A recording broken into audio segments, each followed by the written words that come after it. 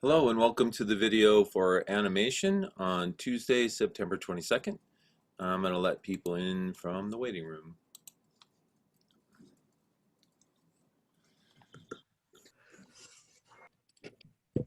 Morning. Morning! Yo. Yeah, what's the word? The bird. The word for today. You guys remember Sesame Street, didn't they used to have a word for today? That was a letter. Oh, a letter. Okay. And or number. And or a number. Yeah. So what would be the letter or the number for today? Q. And Okay, what is Q? Why Q? Q. it just feels like a Q day. Okay. For the nation of Quebec. I don't know. Yeah. Territory, whatever.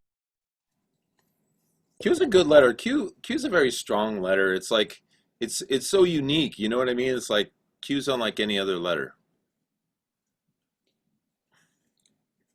I always see like Q and V kind of together. They have the same, like, not enough words have them. You don't see the letters very often. Q and V? Yeah, not a lot of words start with those letters. I think Q's pretty weak because it always needs help. You won't find a Q without a U in any word in the English language. So it always needs the U to support it. And I think that's dumb. Yeah, that's the only letter like that, isn't it? Yep. No. Q. Quincy Jones, his nickname was Q. You guys know Quincy? The name sounds familiar, but not really. Oh, there's actually a pretty good documentary about him on Netflix. Let me see if I can find it. Sounds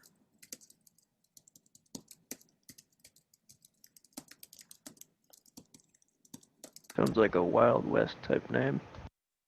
What, Quincy Jones? Yeah. Yeah, let me show you guys this because if you guys like music, this is somebody you should definitely learn about. So let me share my screen, and then let me play this little Netflix trailer.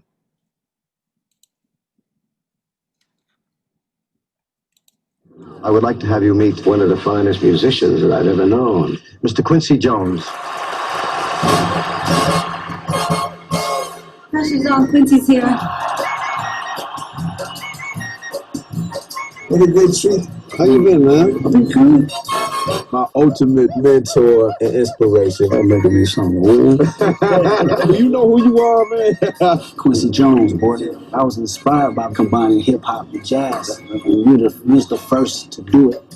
Quincy called me. He said, okay, well, I want to pitch your future to you. You all know the story, right? Quincy Jones discovered me. Don't try to do what he's done, because you get your ass killed. Paramedics operator 36. What is the emergency? He was having chest pain and shortness of breath. If you don't feel good, you gotta take care of it. I will. I'm a survivor. My whole life has been like that. You know, south side of Chicago. In the 30s, man, during the Depression, I wanted to be a gangster till I was 11. You want to be what you see, and that's all we ever saw. Started playing a band, 14 years old, worked in the nightclubs. But to see black men that were dignified, proud, I said, that's what I want to be. I want to be in that family. Music was the one thing that offered me my freedom.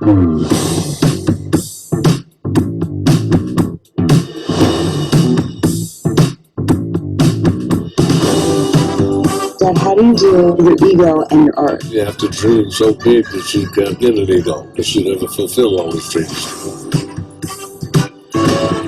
I got 6 daughters and 1 son. I just don't have any hair. I've seen the power of music as a tool to reach the hearts and minds of millions of people. At each stage in this remarkable career, he's been somebody who's walked through that door before anybody else has. You only live 26,000 days. I'm gonna wear them all out.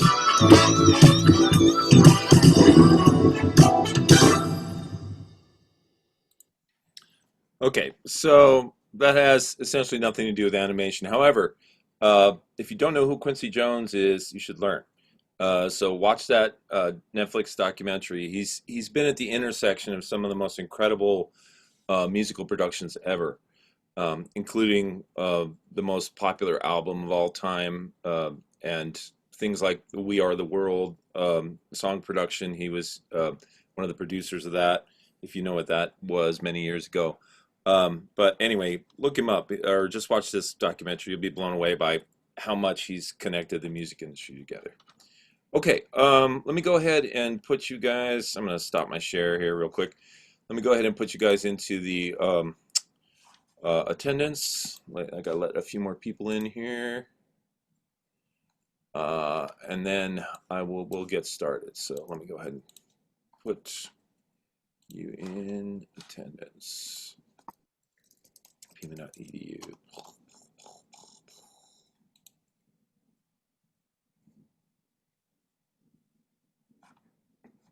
Okay. Teach. Attendance tracking. Look at my list of who's here. And put you guys in. Let's see. Okay.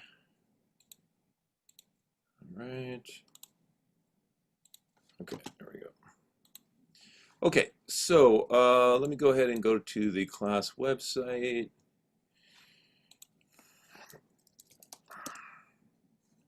And go to animation. All right.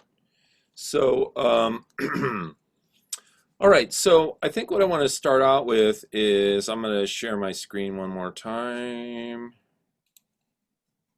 Share screen. I want to start out by talking about this thing, the Pixar animation process. And we all know what Pixar is.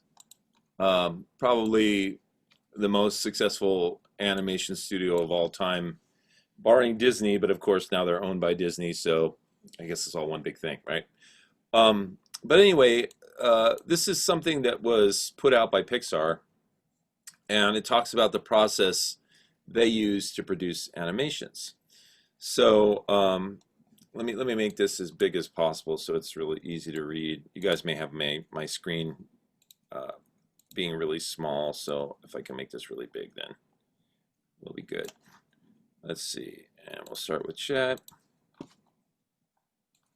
Okay, so they start out with a story idea. A Pixar employee, I have pitches their idea to other members of the development team. The real challenge is to get the audience to believe in the idea and see the possibilities of it, right? So that's something that is called a pitch meeting. Have you guys ever seen an example of an animation pitch meeting? There are pitch meetings on YouTube, but they're more parodies. Oh, really?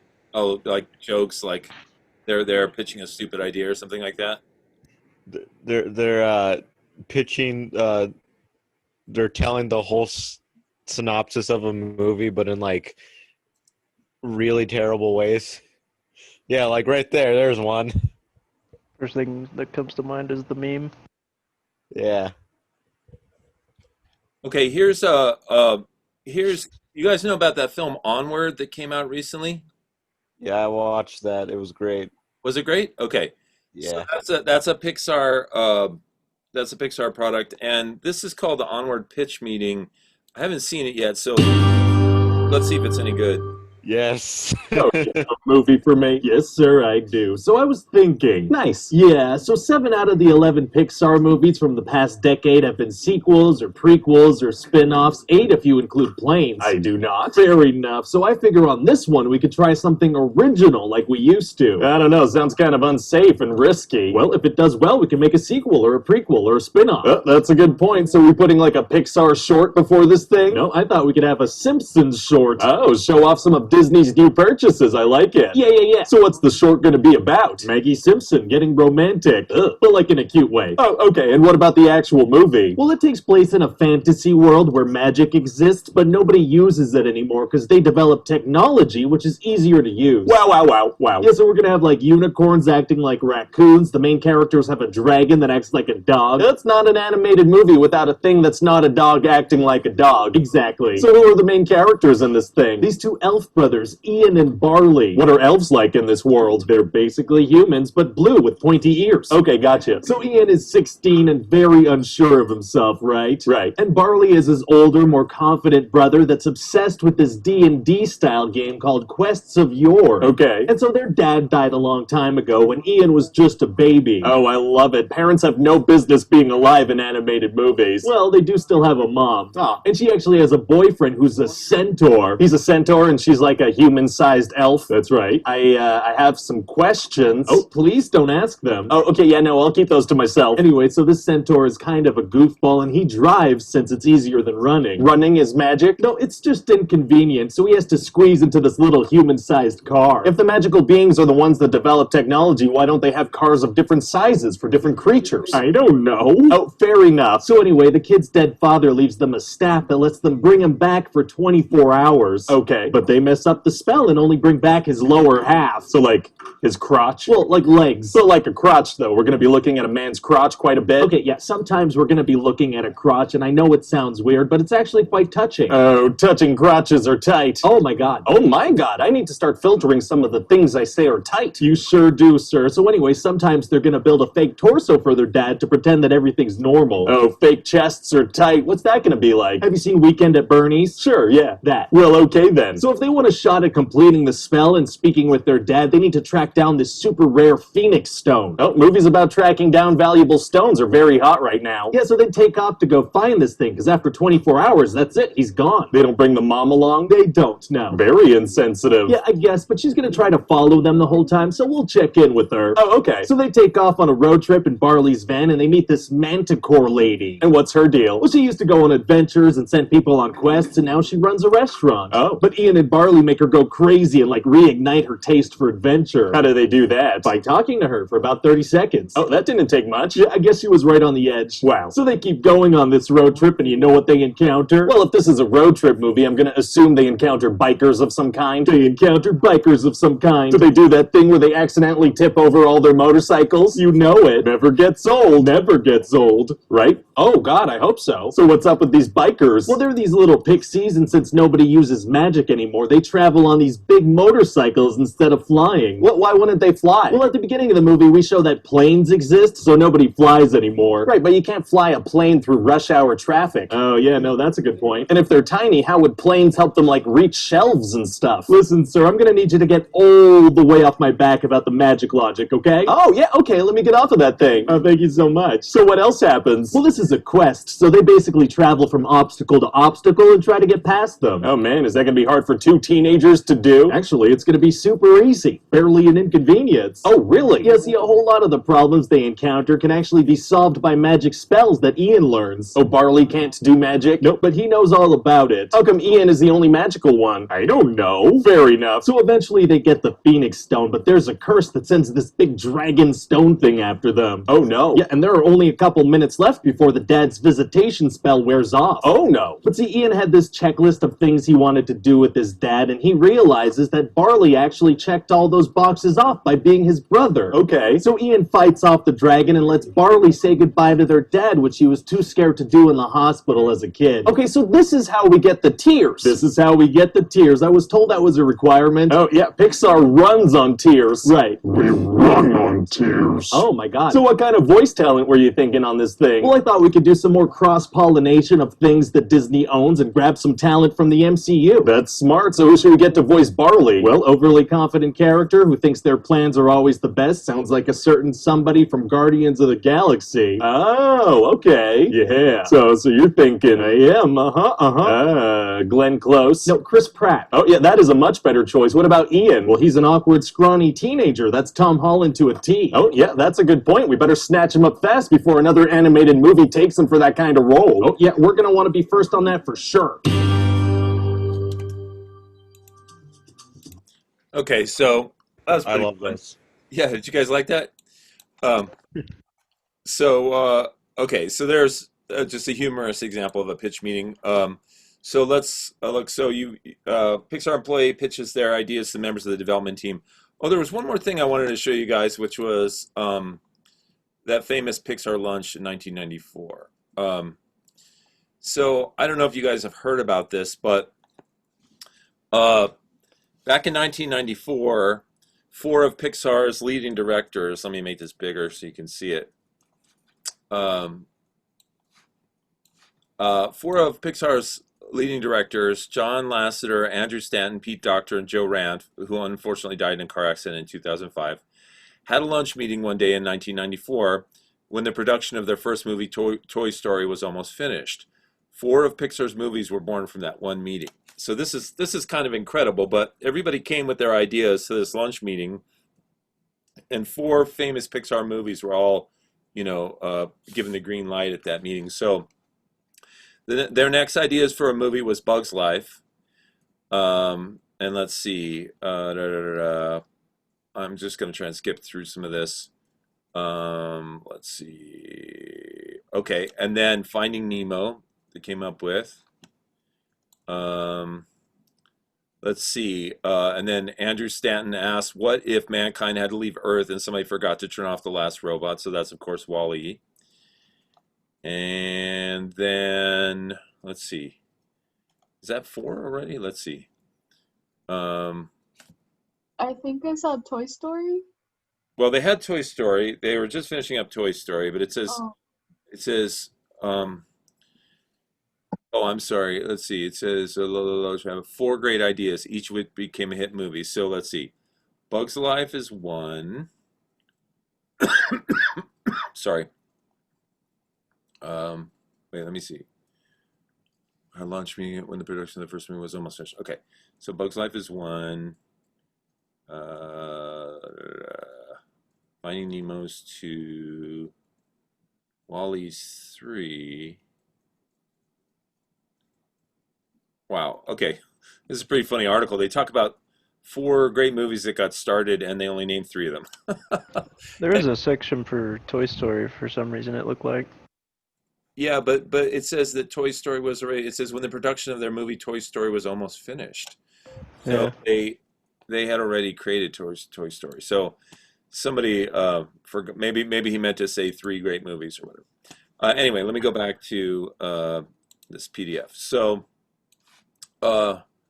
okay, so you come up with a story idea and then you pitch it to your fellows at the animation studio. And like we talked about that this famous lunch they came up with at least three great ideas, and you just saw an example of a sort of a parody of a pitch meeting. Then next, you do a text treatment. A treatment is a short document that summarizes the main idea of the story. Sometimes many treatments of the same idea will be developed in order to find the right balance between solid ideas and open possibilities, which will be filled in later by development and storyboard artists. So, let's say you had an idea like Wall-E, the last, robot on Earth. Clearly, you could, I mean, since it's an open possibility, you've got one robot and the Earth, you could come up with three or four different routes to take that movie. So you might, even just do a one paragraph or one page treatment of each of those possibilities and then, give all those ideas to the storyboard artists and the development people and then see which one speaks to them the most, which one they can develop the most. The script is written after the story idea and text treatment. Of course, all of these things have to be greenlit by the people who are in charge, the people who are the money people who are paying the bills, right? Storyboards are like a hand-drawn version of the movie. Sorry about all the spelling errors. And serve as a blueprint for the action and dialogue. Each storyboard artist receives script pages and or a beat outline, a map of the character's emotional changes that need to be seen through actions. Using these as guidelines, the artists envision their assigned sequences, draw them out, and then pitch their work to the director. So Pixar is kind of famous for having these meetings where everybody will get together in this big room, and they'll have already decided on a story they're working on. They'll have a treatment, they'll have a script, and then they'll these different pages of the script will be given to all these different artists. And what the artists will do is they'll come up to the front of the room. They'll put paper up on the wall. They'll put it on like they'll pin it to a board or something like that on the wall, and then they'll literally act out the scene. They'll do voices and they'll move their hands around and they'll move their body, and what they're trying to do is sell the scene to everybody else in the room. And if they can do it, if they're successful, if people applaud and laugh and things like that, then that scene gets greenlit. If not, then the people think that there's something wrong with this scene, that it's somehow flawed, and so they'll give critique and suggestions of how to change it. And that's how Pixar, slowly develops their movies, is through that sort of acting process, because the people are acting out the animation that they would be drawing, and so if that's successful, then they assume the animation has a good chance of being successful. Okay, so after you get through all of that process, you do all the pitch meetings, you sell the directors and your team on the script and the storyboards. Then you go out and you get the voice talent. Now it says first temporary scratch vocals are recorded by Pixar artists for the storyboard reels. Later, when the story and dialogue are further along, professional actors begin recording their character voices, reading from a script and improvising. Actors must record lines several ways, and their best reading is eventually animated. Sometimes scratch voices are so good they are not replaced. Okay, so you guys know, you're familiar with the Disney film, I guess it was Aladdin, where Robin Williams was the genie, right? You guys familiar with that? Yeah, who doesn't remember Genie? He was the best character. Yeah, Worth remembering. so they wrote a script, of course, for that, and they got everybody in the recording studio to record it. But of course, Robin Williams was the king of improvisation, right? So he just kind of ignored the script, and they just had to go with whatever he was doing. So he would start talking about something and then just start making up jokes about it. And he would just go on and on and on, and they would record that, and then they'd redo the scene again and record that. And basically, they had so much great material to work with that they just, picked certain things that they liked, and then they changed the script to fit what he did. And they literally changed the whole animation around to fit the things that he was saying that were so hysterical. So, sometimes, if you get talented enough people, that can happen. Another example is Billy Crystal in Monsters, Inc., and he played the little eyeball guy. And, Mike. Yeah, Mike. And Billy Crystal's also extremely funny. So if he just thought of a joke and just made it during the recording session, that very well may have made it into the final movie, right? Okay, but one of the key points here is that when you're doing, professional animation productions, the audio always comes first, right? I mean, once you have the idea and the script and the storyboard, kind of a map of what you're going to do, you record the audio first and then you animate to the audio. It's much easier than trying to do it the other way around. Okay, so then we have reels. A reel is a videotape that allows the cleaned up storyboard sequence to stand alone, without a pitch person to tell the story. A pitch can be successful because their storyteller is strong. So reels are an essential step to validate the sequence and are the first instance that the timing of the sequence is understood. Editorial uses the information to fix the length and other elements of each shot in a sequence. Okay, so a reel, another word for that might be an animatic, which is an animated storyboard. And that kind of gives you an idea of how long things are going to be, how the scenes transition from one to another, and so on and so forth. Okay, then we have something called look and feel color scripts, and this color is written the English way. Based on the initial text treatment, storyboards, and their own creative brainstorming and development work, the art department creates inspirational art illustrating the world and the characters. It also designs sets, props, visual looks for surfaces and color scripts for lighting, which are impressionistic pastel illustrations that emphasize the light in screens. The art department designs all the characters, major set locations, props, and color palettes for the film. Now this is fascinating when you think about it. It's just like a real movie. In a real movie you have to get physical props, you have to scout locations, you have to build sets and things like that. And they have a whole department that does that at Pixar. Now let me see if I can bring up, there is a book I want to bring up here. Let's see, Kindle Cloud Reader. I bought it as a Kindle book a number of years ago, so I'm assuming, oh shoot, I just want to access the Kindle Cloud Reader. Kindle Cloud Reader. I just want to just access it. Okay, that's Amazon. Here we go. No, wait. Read Kindle books in your browser. Oh, maybe I have to go to Google to do it? Let me see. I've accessed this before. The Kindle Reader online. Oops. Kindle Cloud Reader. Come on, help me out here, Kindle. Amazon Cloud Reader. Okay, cool. Very cool. All right. I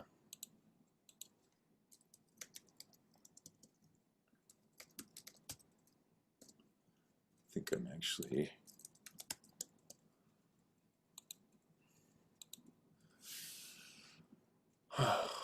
Sure, why not? Save the password. Okay. Now, where is here it is. Okay, there's this book you can buy. It's called The Colors of Pixar. And what it is the entire book is color palettes that Pixar used in their movies. Let me go back here to the beginning of this damn book. It's taking a while. It's just kind of slow. Come on, go back to the beginning.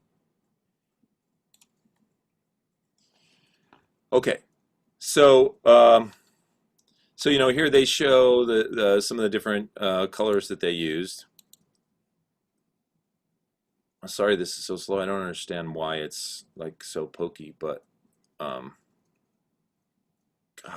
this is incredibly slow. Okay, so they talk about Pixar. Okay, great. Here we go. So they start out with white, and then I think they eventually end up with black or whatever. So what's amazing about this book, and you can buy a hard copy cover of this book, or you can get like a Kindle version like I have here, is if you're doing any sort of animation project, you know, your scene, your background, your characters, they're generally going to fall into some color category: white, blue, pink, red, orange, or whatever. And here, this is a reference book for any animation artist for literally every single color. So, you know, you start with white, and it shows you some of the scenes where white was one of the main colors, right? And then it transitions into this sort of lavender purpley color, right? And then it just basically goes through the color wheel, right? And I'm going to go ahead and grab this little dot down here and move forward quite a bit so you can see, because there's a bunch of pictures in each color. So let me just, so there we're in the blue now. Still blue. Let's go down more. A lot of blue.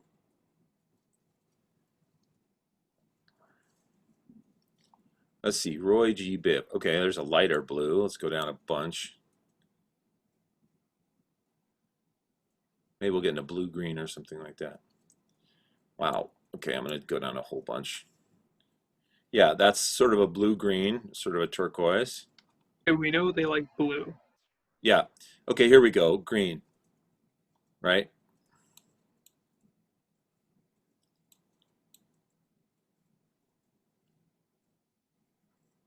Okay, now I'll go ahead a big chunk and hope we get a different color. Lighter green, light green. Okay, so now we're in the yellow. And of course, certain colors have certain connotations attached to them, right? So yellow is a very friendly color, as is orange. Orange is a very welcoming color. Green is very environmental, you know, natural. Blue is also very friendly, but it's also a color that's associated with business, sort of a professional color. You know, red obviously is high intensity.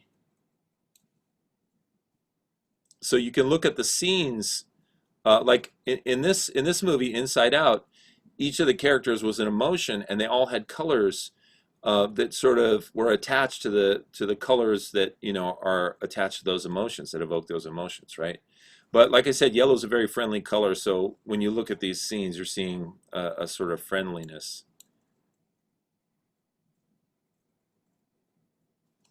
Right here. And also, I guess, nostalgia. Yellow because, you know, like yellowed pages of a book or something like that. This certainly looks nostalgic right here.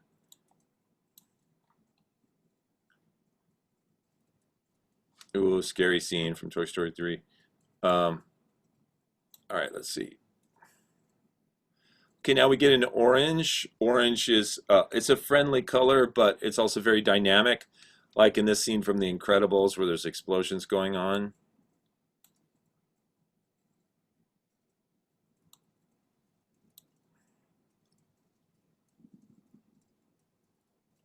Okay, now we're into sort of an orange-red, and you can see this sort of danger associated with that color. We're in a full red here, and so you know, we have scenes where probably pretty radical things are happening. Here's the scene in Ratatouille. Oh, I skipped it, but yeah, this one here. So in Ratatouille, it's all about a restaurant and a critic, a very important food critic who's going to show up and basically make or break the restaurant by his review.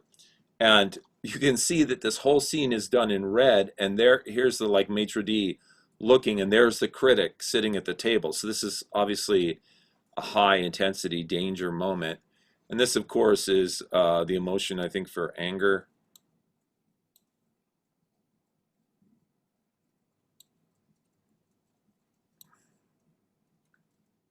Okay, and now we're getting back into sort of a purpley color here. I don't remember what purple connotates. Now a very dark version of that color. And this, of course, could be reminiscent of danger. It's almost like a black, like a dark black room or something like that. Yeah, and so I guess we're sort of into moving down towards black in these.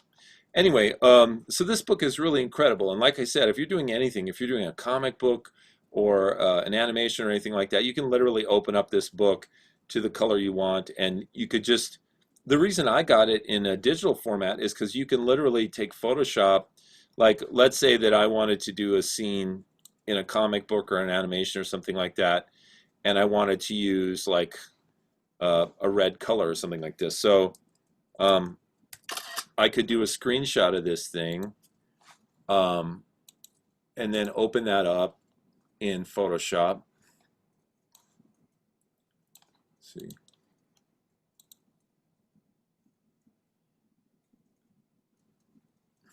And then I could literally extract a color palette from this scene. I could use my eyedropper tool and start just selecting little colors here and make a little color palette, you know, make little cubes down here that I would select that would give me a variety of colors that I could use in my red scene, you know. So it's really an incredible resource. Okay, and by the way, I guess they made a bunch of these physical books, and I don't think they sold as well as they had hoped because it's a pretty niche purchase item here. So I have gone down to Bookman's, the used bookstore, and I have seen stacks of this book at Bookman's. So if you want a copy of this and you want it used and cheap and just as a reference on your desk, you know, call Bookman's. I think I was at the one on Speedway and Wilmot, and see if they have copies because they may well have them.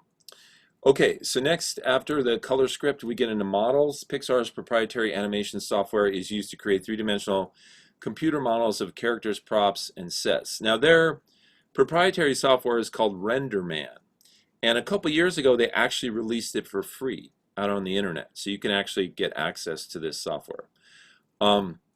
So computer models describe the shape of the objects as well as the motion controls that animators use to create movement and expression. Using the art department's model packet, a set of informational drawings, the characters, sets, and props are either sculpted by hand and then scanned in three-dimensionally or modeled in 3 dimensions directly in the computer. Now that's an interesting distinction there. Let's see. Models of Pixar characters. I want to see if they have any.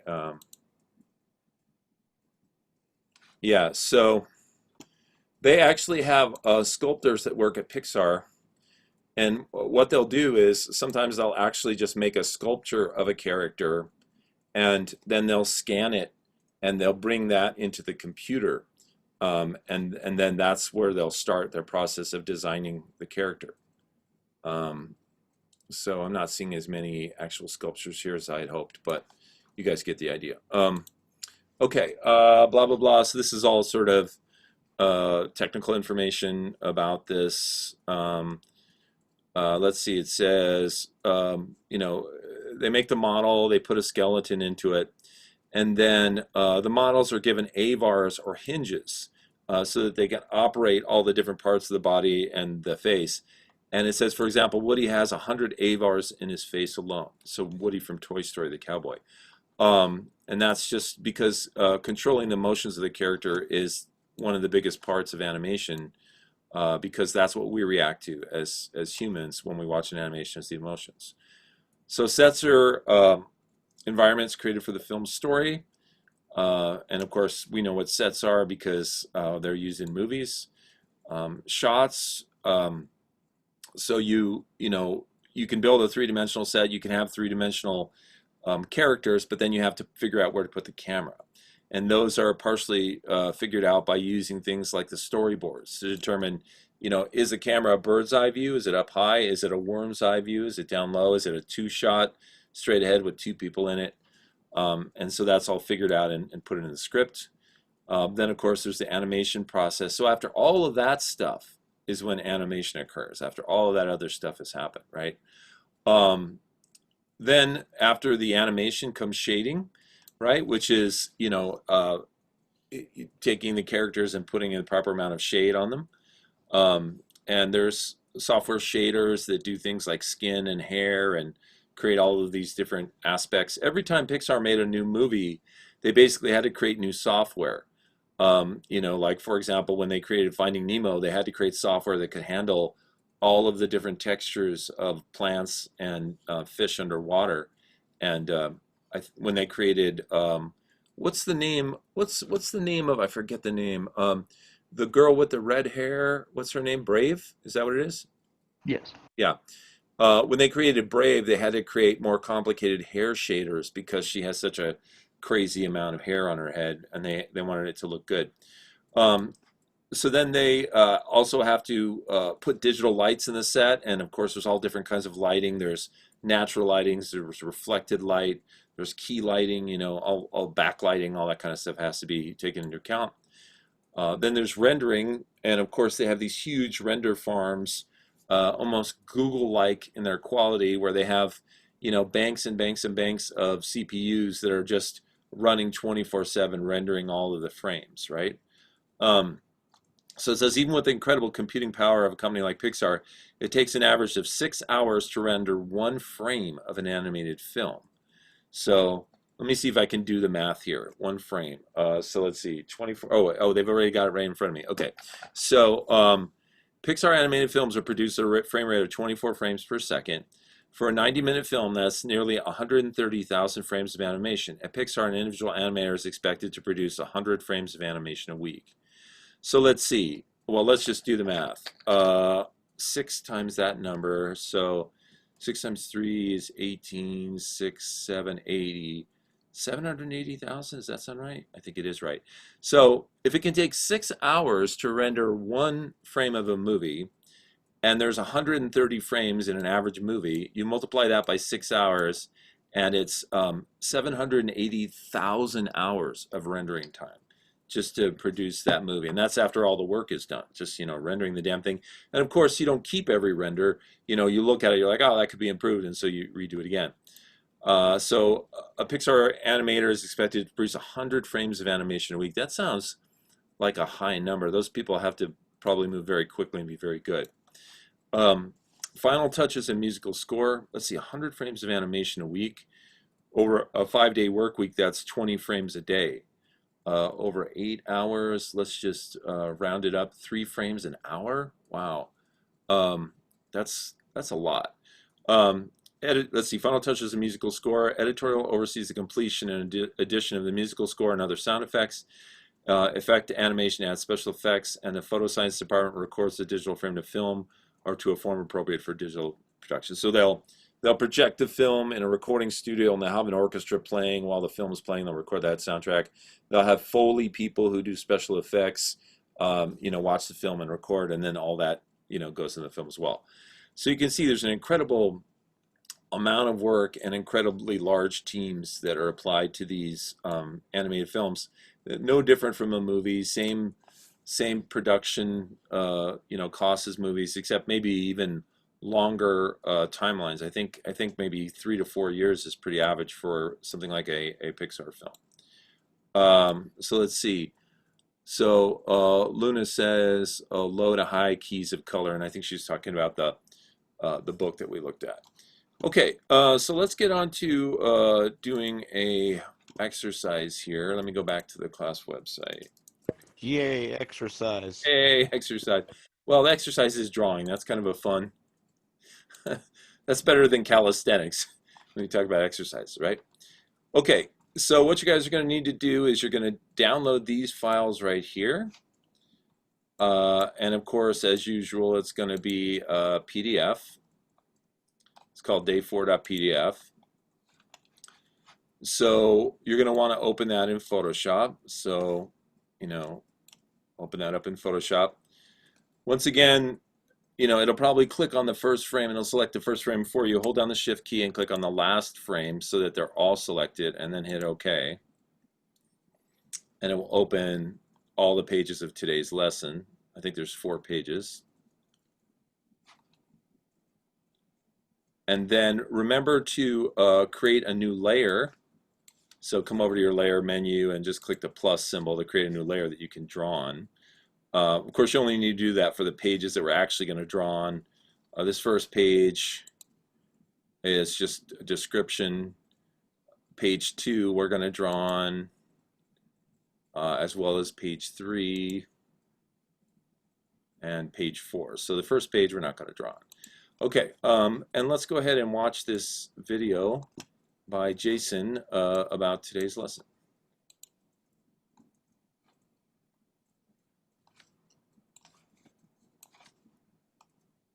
All right, welcome to day 4. Yawn. Did you get a good night's sleep last night? If not, then today's lesson won't work. Let me explain. There's this idea called memory consolidation. Not just an idea. This is something that's been studied and used by all kinds of different groups of people. It's this idea of memory consolidation. One of the things that we will do in this book is test what we just learned the day before, or perhaps the week before. Why, you ask? Well, the simple answer really is it helps you remember what you've learned. Here's the scientific answer, though. Cognitive psychology research shows that our minds retain more if we sleep after learning something. During sleep, our brains enhance the memories that we have formed during the day. Sleep is necessary to consolidate a memory. It helps you remember it, basically, so that it can be recalled in the future. This is memory consolidation. In other words, sleeping between practice helps you remember things that you've learned. Once our new memories undergo the process of memory consolidation, they become part of our long-term memory. These consolidated memories are then thought of as stable memories. I can draw everything now. Basically, that's why it's really good to really use your brain as hard as you can to try to learn something, then sleep, and then try to do it again the next day. That's when your brain is the most effective at remembering things, okay? Sleep on it. Okay, so let me introduce you to the section called Sleep on It. The idea in cognitive drawing is we have to sleep between practice. And then we have to try it again after we've consolidated those memories. So whenever you see sleep on it, you will be asked to recreate what you just learned the other day to help you consolidate those memories. It's time to test what we just learned yesterday. So don't flip back. No, don't flip back to any of the previous pages. Nope. On the lines to the right over here, draw a simple man using correct proportions with all the things that you learned yesterday. Use the lines as guides. I'll let you figure out where to draw the head and where to draw the feet. I'm curious to see just how much you have remembered. And just a little warning, it's kind of a trick panel. Make sure to count the lines. Make sure you remember how many heads tall All right, once you finish the page, feel free to look back at yesterday's pages and compare your results. With Da Vinci, no pressure. You're just comparing it to one of the great masters. I'm not going to do this exercise with you. I will do the next part, though. So pause the video right now, do this exercise, and then join me again for the next part. Okay, so if you guys recall, last time we did the standing man, and so now you have to draw that man again without looking at any reference. So think about how many heads tall he is. You could even put numbers over here, 1, 2, 3, 4, 5, 6, 7, 8, right? Or how many. Draw in the head, draw in the torso, some arms, the legs and feet, and then go ahead and save. You can save this document under day 4. Now I'm going to do this, but I'm going to turn off sharing so that you guys don't get any ideas from my screen. You can just do them based on your screen. Okay, so go ahead and make this drawing, and then we'll reconnect in a few minutes after people are done with their drawings.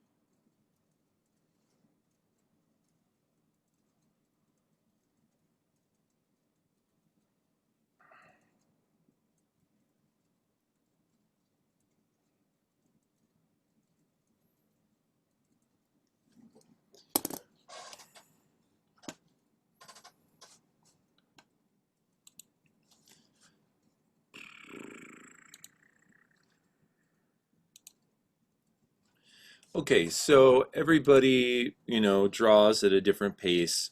So some of you finished a little while ago, some of you are just finishing up now, and some of you have not finished yet.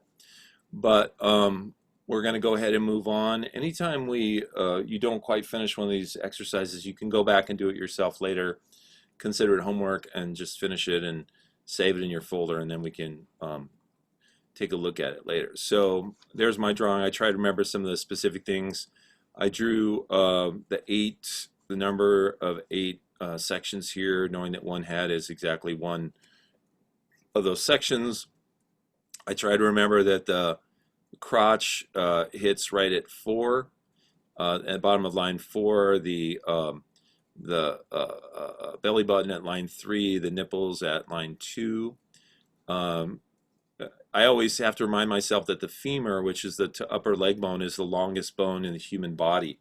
So those legs are going to look longer than they should. Now, granted, my guy looks a little like he was put in a taffy stretching machine, but I think that's just because I have to further refine these lines. But, I feel like the proportions of my guy are pretty good.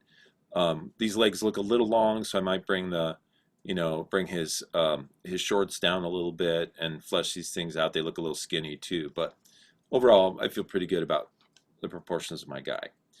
Okay, so let's go ahead and watch the video for the next aspect of this.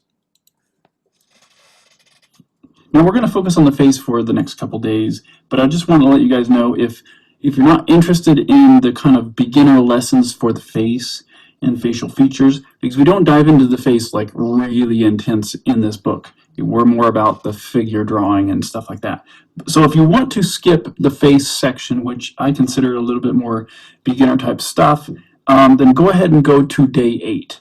And you're more than welcome to skip this. Day 4 through 7 is all focusing on the face. There are so many styles of eyes to draw. Teaching you to draw just one style does not teach you to draw all styles. But here's an example to help you learn the basics. What I am asking you to do, and what I think is really helpful when doing tutorials, is recreating the tutorial. So you're not just doing the tutorial on a piece of paper. You're actually recreating each step of the tutorial so that, in essence, you can teach this to somebody else. Teaching someone else how to do what you've just learned is the real test. And so that's why I like you guys to actually recreate the tutorials instead of just following a tutorial. So with that, let's start with this first panel. So with this eyeball, we're going to first start with the crosshairs. Okay, so just... Now let me show you one way that you can set this up in a program like Adobe Photoshop. So now we're moving on to 3 and 4. And of course these are 2 separate pages. It would be nice if they were one big page, but they're not. Now one way that you can do this in a program like Photoshop is you can just click on page 3, click on the tab itself, and just drag it down. And that will make a separate page of page 4. And then you can go, I'm sorry, that's page 3. So then you can click on page 4 and drag that down too. Now, you may have to move your Photoshop around to see the pages. This is a little bit of a trick. You got to get used to how to do this, because they go and they hide behind Photoshop, right? So you can pull Photoshop back up so you can use all the tools. And then what you can do is you can grab page 3 and you can drag it over here, but don't drag it right on top of the toolbar, because it will, or the menu bar at the top, because it will a blue line will appear and it will stick to that. You don't want it to do that. You want it floating down here. And then you click on this one, you have it floating right next to it, right? So this way we can look at 3 and draw on 4. Okay, so what you want to do is you want to start out by, we're going to create an eyeball that has sort of 3-dimensionality to it. So you're going to start by drawing these kind of crosshairs on this eyeball here. So go ahead and draw some crosshairs that are curved. So, oops, I almost forgot to make a layer there. So make sure you make a layer on 3 here. So I'm going to create a new layer. Or I guess this is page 4 technically. Okay, and I was on my eraser, so I got to go to my pencil tool. And go ahead and draw your crosshairs that are just like these curved lines.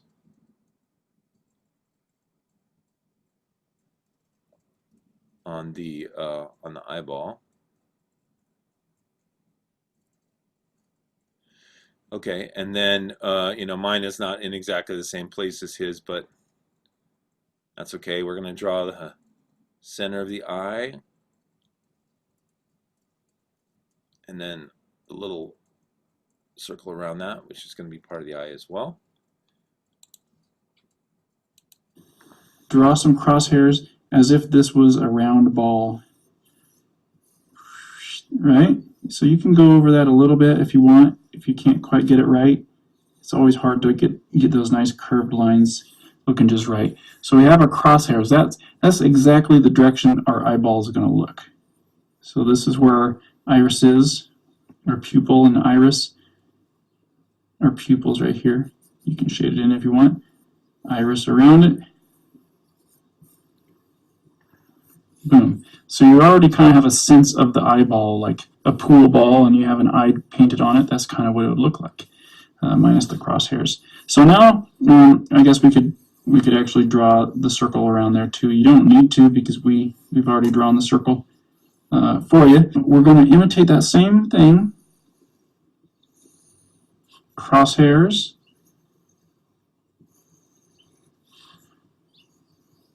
Get the iris in there. I'm sorry, the pupil in there, and then the iris. I think I get that right. Pupil, and iris. And then we're going to put in the eyelids. Now this is just to kind of help you like start visualizing how the eyelids actually go over the eyeball. We're thinking of it as a ball and how this opening suddenly reveals the eye under it, you know, like if you don't have any of this stuff. And so even though we have this eye shape in here, if we didn't have this ball here, it would just look like a regular eye. One of the things that's interesting about starting with this ball is now we can start seeing that the ball actually exists under the skin, you know, so you can draw these kind of like lines, these kind of saggy lines of where the skin is wrapping around that ball for the eye. Okay, so now we want to do that part. So go back into your Photoshop. You know, on this ball here, go ahead and draw your crosshairs again. I'm going to try and get my crosshairs a little closer to the ones that he drew.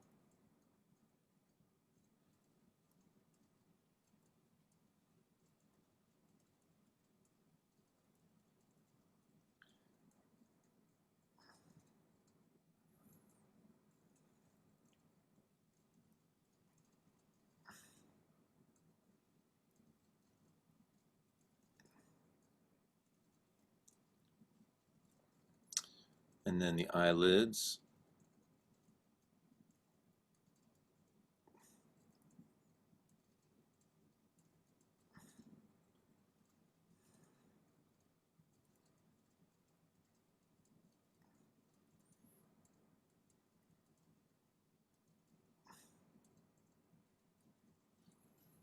I have a lot of extra lines in here that I'm going to take care of. There's an extra line up here that he drew too,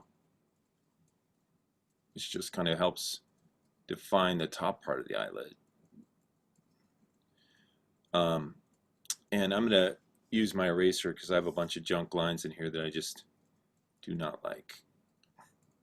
Sort of distract me from what it is I want to see.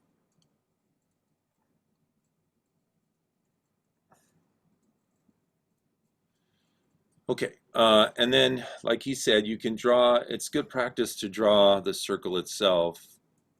Like draw this kind of line down here that would be the line of the eyeball.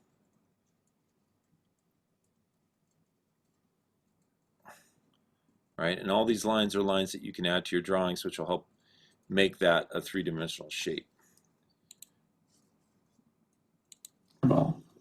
Right? And then we got this one over here, which is we're going to start the same thing and draw these crosshairs. It doesn't matter if they're a little different than the last panel, you know, as long as you understand what is going on. That's the idea here. See, my lines are getting a little shaky. I must have had a little too much coffee this morning. So there we have the crosshairs, and then we've drawn this eyelashes, not eyelashes, but eyelids, lines over top of that. We've kind of drawn in the places where the skin sinks into the face at the bottom of the ball. We can even draw some little eyelashes on here too, like we have in our example. Let's get that a little thicker. So this is looking more like a girl eye because I'm adding so much more dark lines around it for the makeup. Almost makeup looking. And then we could put in our little eyebrow up here like it shows in the side over here. And then these lines over here, sometimes students are like, wait, what does this mean? And it's kind of just trying to get you guys to visualize it in 3D space. So if we were to follow this shape of this eyeball, this line would come back out, right? And come back out like this. And so it's just trying to get you to think about that shape. What is that shape? Almost like if it's built out of a 3D mesh. What is that shape? You know? So that's the goal with this, is just to think in 3D.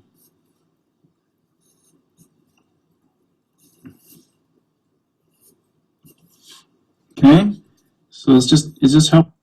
Okay, so let's work on that eyeball. Down there.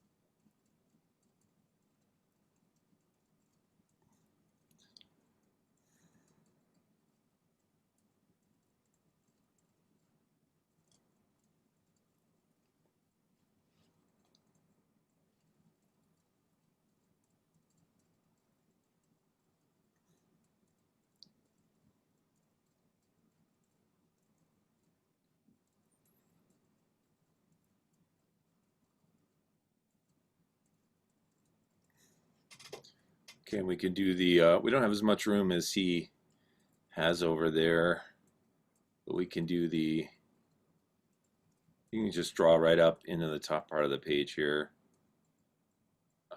to get your eyebrow. I guess I just made that a little too high. Let me move that. Okay.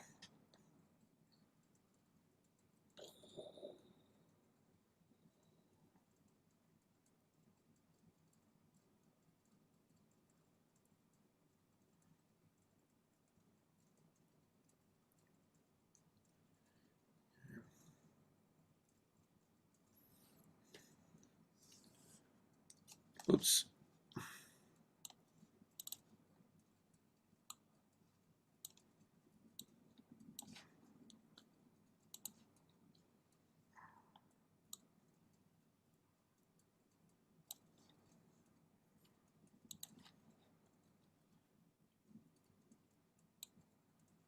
Okay, and we can draw those lines in that show the three-dimensionality of the face.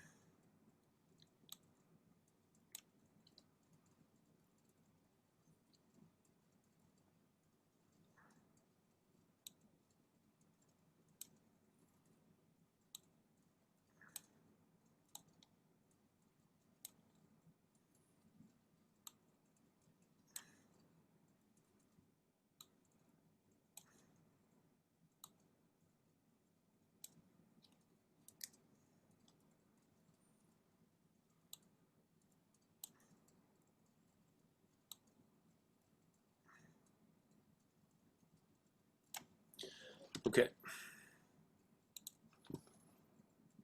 Helping you understand, like this ball isn't just meaningless anymore. We're still using that shape of that ball with everything. You know, if you wanted to put shading in here. Okay, I'm getting ahead of myself because that's this one. So let's do it again. One more. Crosshairs, pupil, iris, eyelids,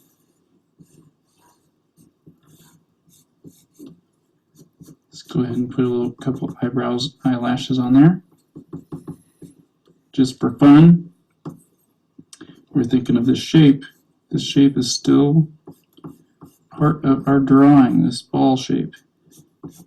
Eyelash kind of sinks in here. Not the eyelash, I'm sorry, the eyelid kind of sinks into the face there. We have the eyebrow, however you want to draw that thing. And then, you know, now that we have this kind of three-dimensional shape that we're thinking about, now it's kind of easy to just go in here and start shading parts. And we can go and add those effects into the eye that we see there to kind of get it a little bit more realistic. The little light shine, some of the detail of the iris. Get the rest of that shading in there a little bit. Can get some wrinkles in the eye. Could even sink that in even further now. Kind of like in the reference example.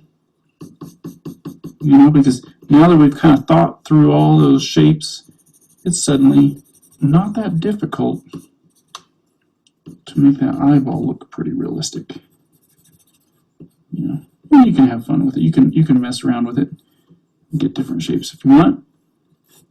Let's darken this up because I've kind of drawn over it so much. And then I said, you know, you can erase some of the construction lines if you want after you've drawn this eye. So go ahead and kind of clean up some of the lines you don't need anymore.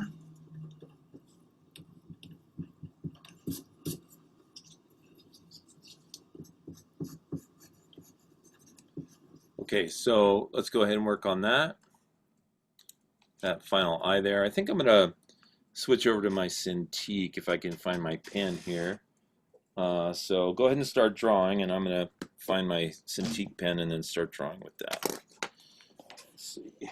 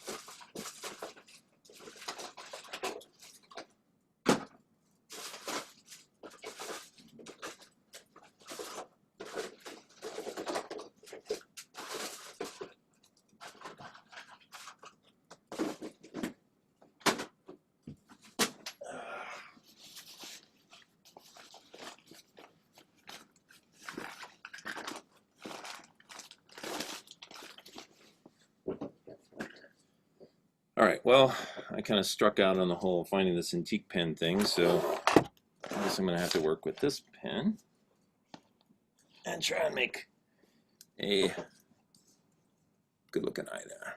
Okay.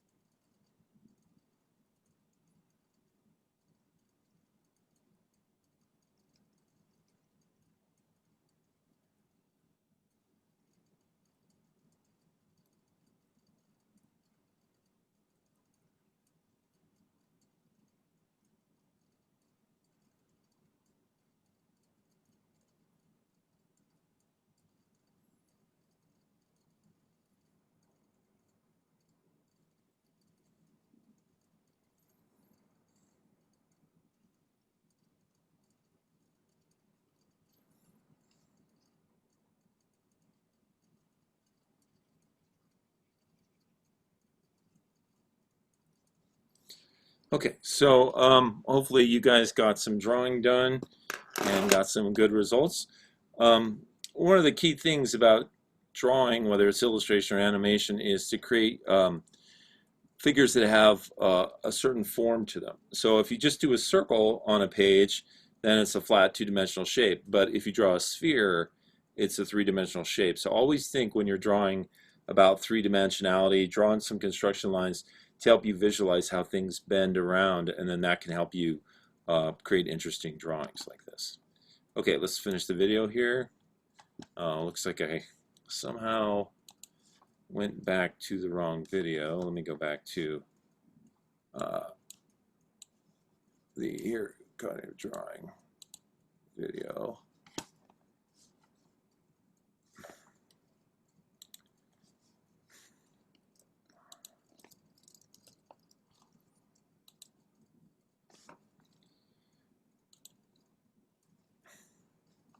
Okay, and then he's just finishing up. So I'm just gonna move this ahead to the end here.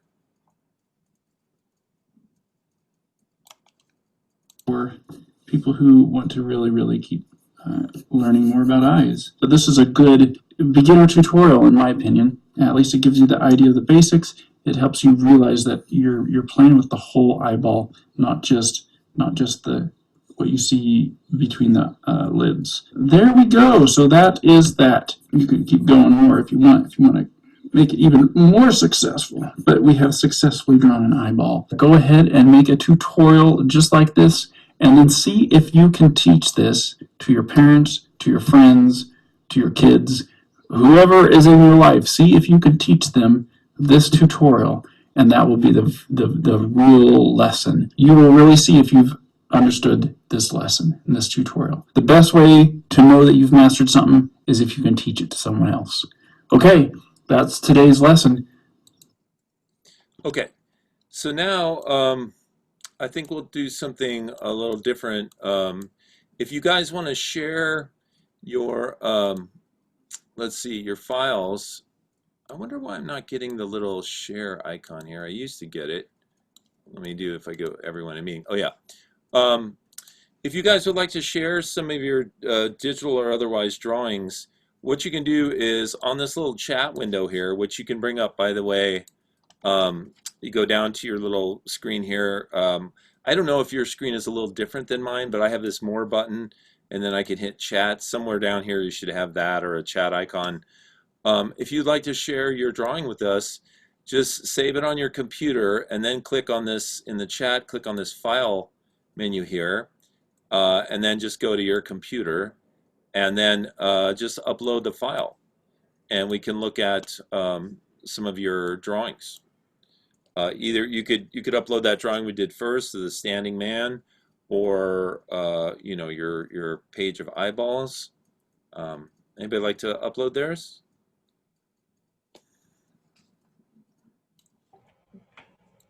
I have an old thing eyes that I did I'd like to share. It's not this one, but it's something I was working on before. Please do it. All right, let me, I'm gonna open it and then port it so it's a picture so it'll show. Okay, and then Hugo uploaded his eye, and so I'm downloading that so you guys can see it. You know, if you need to, if for some reason you can't use this little file thing, I can always open the Google Drive, but this is just a little faster, I think. Well, theoretically, I don't know. They're loading kind of slow. But yeah, if this goes too slow, we can always just start looking at the Google Drive folders.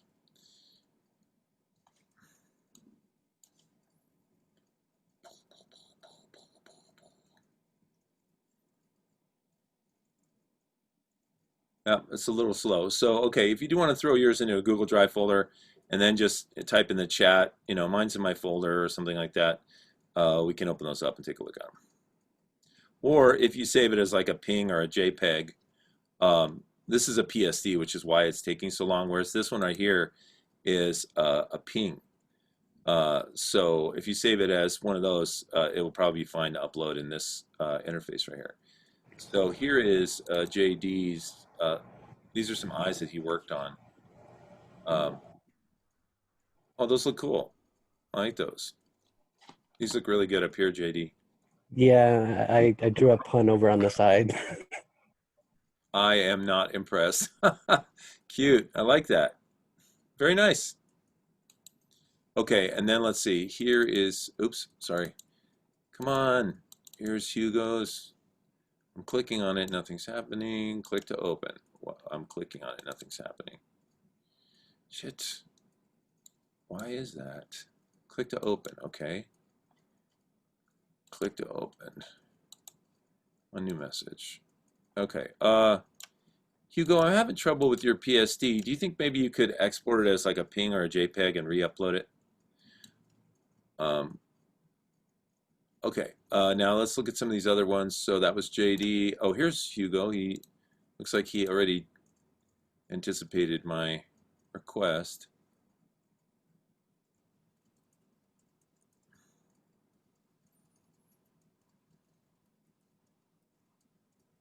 Click to open. Oh, nice. Okay. So here's Hugo's eye exercise, and you can see he constructed the eye on the ball there. He has those lines that show the three-dimensionality, and then that's a nice looking eye there. I like that. That looks good. All right. Good job, Hugo. Let's see. And then here's Diane. Click to download.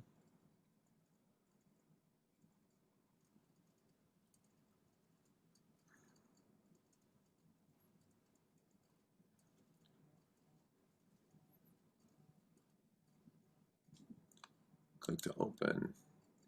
Okay, so here's Diane's. So you can see she's got the three-dimensionality going here. Here's more. This one looks like it's very three-dimensional.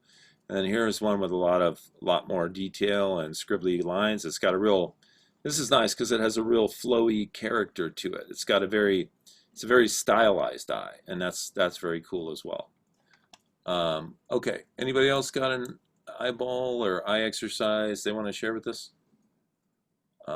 They may have put in their Google Drive folder. Okay, here's one from Anjanae. Click to download. Click to open. Oh, wow.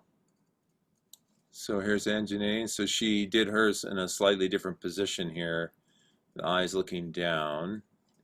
And then this is nice. Look at all the, this is really nice. Look at how three-dimensional she got with all of the lines.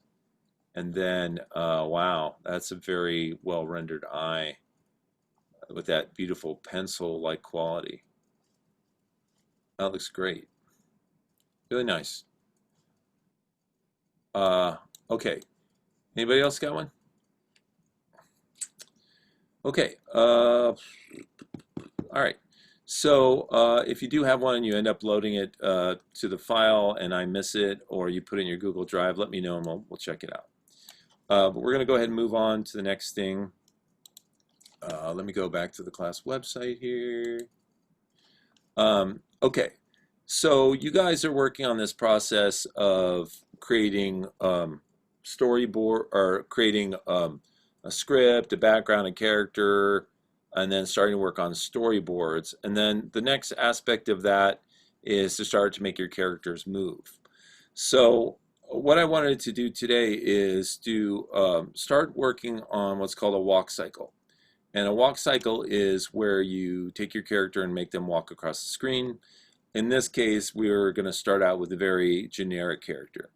So if we click on where it says walk cycle image here, this is the image that we're going to use to create our walk cycle.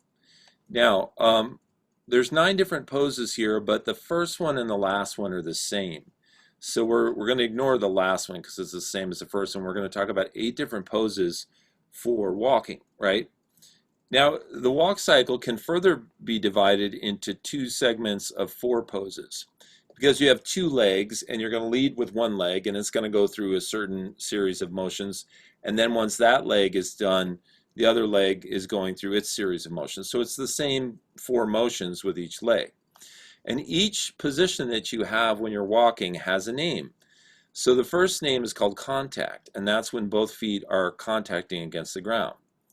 Next is something called recoil, and that's where you start to bend down a little bit so you can give yourself like this springy kind of power to push your leg up. Notice that in this drawing, they have the left leg and the left arm dark, so you can differentiate them from the right one. Okay, so contact and recoil, you bend down a little bit.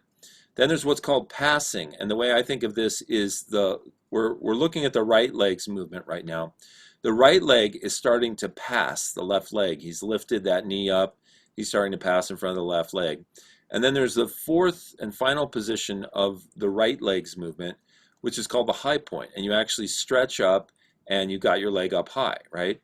So those four are the four movements associated with walking. And that's the right leg's cycle. Now we move over to the left leg. So now we have contact again, but this time the right leg is in front. Back here it was in back. Now we do the same 4 steps for the left leg. Recoils, which is, sort of spring down, get down like a spring, so all coiled up. Passing, which the left leg is passing in front of the right, and of course the high point, and then we're back to contact, which is, of course, this pose again. So it's the same 4 poses, once with the right and then once with the left. Now, something else you might notice about this movement is it also applies squash and stretch, right? So in other words, if you were to draw a line that connected all these heads to the top, it would look like a roller coaster, because what happens is he squashes down when he recoils, and then he stretches up in the high point. So it's that squashing and stretching while he's moving, right? Now, what you're going to need to do this exercise is you're going to need to copy this image right here. So you can, I'm going to see if I can copy it right into Animate. I don't think I can. I think I might have to save it. But let me try it. Let me just hit Copy Image. Then you're going to want to open up Adobe Animate and make a new drawing, or a new file, I should say. And it really doesn't matter. You can just use the default. It's just fine. And then I'm going to try pasting this in. I don't know if it'll work or not. If it does, then more power to us.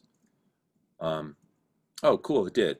So you can just cut and paste that bad boy, or copy and paste, I should say, into Adobe Animate. Now, what you may want to do is click on your transform tool, which is the second one here from the top. Hold down your shift key and click on one of these corners and drag this thing up and make it real big so it's easy to see. Now, what I like to do is I like to pull this guy down so that his feet are either on the bottom, right, which would mean he's just kind of walking across the bottom of the screen, or if you want him actually to appear on the screen, maybe you can put in a guideline, right? And the way you do that is, let's see, where's my view? View, go under View, and then click on Rulers. It'll bring these little rulers in, and then with your selection tool, click on the top ruler and simply drag down a line from that ruler and put it underneath where you want these guys to walk. So that's going to be the point at which these guys hit, right? If you want it to appear on your screen. Now here's the tricky part. We're actually going to do all 8 of these animations. Remember, we're not going to, or all 8 of these drawings in the same position on the screen. We're going to use 8 different frames, but we're going to do them all in the same position, right? So once again, we're not going to use this last guy, but these other 8. And let me show you what I mean by that. So we've got layer 1, which is this guy right here, and I'm going to go ahead and I'm going to double click on layer 1, and I'm going to just name that, art. Okay, and then I'm going to make a new layer by clicking on this little plus symbol up here, and I'm going to call this, walking or something like that. So I just want to differentiate between the two. Now, I'll go ahead and bring my animation area down a little bit by hovering over this. You get a double-headed arrow and you can click and drag down. So basically what's going to happen is we're going to draw all 8 people right here in this first position. So one thing that can really help with that is to drag in more guidelines to kind of show where your guy is. So sometimes I'll click over here and I'll drag a guideline over, kind of showing, where his left foot is, where his right foot is, the end of his right foot.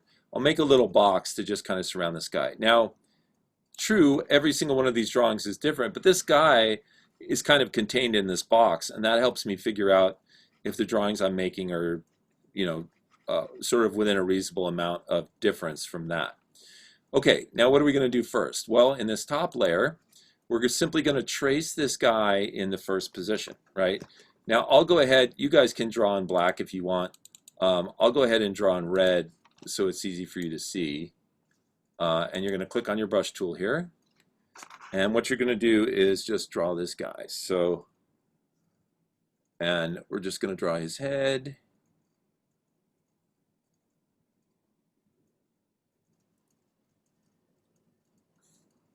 Okay,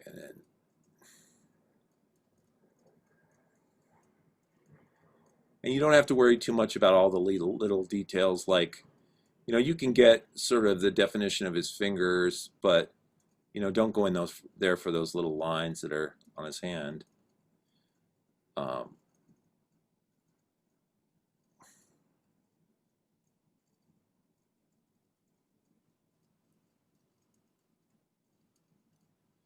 Now I'm assuming all you guys have successfully downloaded this program from Adobe. If you haven't, please let me know, especially if you ran into problems, because I can help you figure out how to get the software on your computer. You are going to need the software for this semester. So let me know if that's the case, if you're having trouble getting it. Or if, like, you were using the trials and they expired, and now you can't get the real downloads for some reason, let me know about that too. Okay, so we're almost done drawing the first position, and that's the contact position, right? Okay, now, after you have drawn the first guy in the first frame, right, on this top layer, go to this, what you want to do is, we want this whole illustration, which is on the bottom, we want that to go for all 8 frames. So we're going to have to extend the timeline out for this first illustration to frame 8. So click on the very bottommost layer that has your artwork on it. Find frame 8, and you can find frame 10 by clicking on the gray area underneath the 10, and then go back 2, right? Right-click on frame 8 and just do insert frame. Now what you've done by that process is you've simply made it so that this illustration that we're using as a guide is going to be on stage for 8 frames, and we need it because we're going to be drawing 8 different frames, right? Okay, so once we've got that, then what you want to do is go back up to the top layer. You've got one drawing on the first frame, so now click on the second frame, right-click on the second frame, and do Insert Blank Keyframe. Now you need a blank keyframe for every frame that you're going to draw on, right? Now, you can turn on your onion skinning, which is this guy right here. And with your onion skinning, you'll be able to see frame 1, which is that guy that you drew. Now, here's the tricky part. Go down to frame 1, or I'm sorry, go down to the bottommost layer that has the art on it, right? Click on your selection tool, which is this black arrow. Make sure you have your onion skin on, right? Click on this artwork that's the guy's, and click on it and start dragging it to the left. Now, after you start dragging it, you can hold your shift key down. Okay, and what you want to do is you want to move it to the left, and you want to line up the second drawing, which is the recoil drawing, with the first drawing that you did, which you can see via your onion skin, right? So what I do is I take the round head and I kind of line it up so it basically is right underneath the round head that I drew, okay? So you move that thing over so that it lines up with the drawing that you made in the previous frame via the onion skin. Now once you've got it in position, turn off the onion skin, and now go ahead and click on your brush tool and draw the guy in the second position on the second frame. Now we're definitely going to turn off our onion skin because it's too confusing if you have that on. And you've got this as a reference. So now you're going to draw the second guy.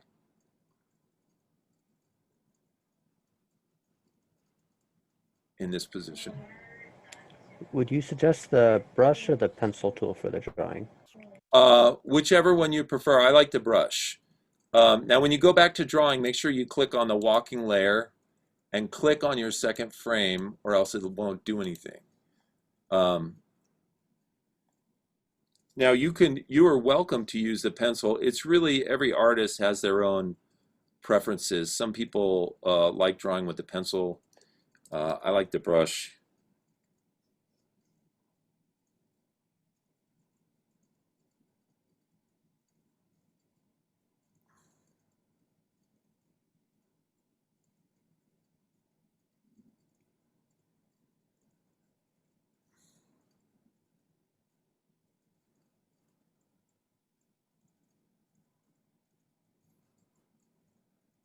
Now, whatever you do, make sure that you do your drawings on the top layer, not the bottom layer. You might want to look up there and make sure you're not drawing on the bottom layer.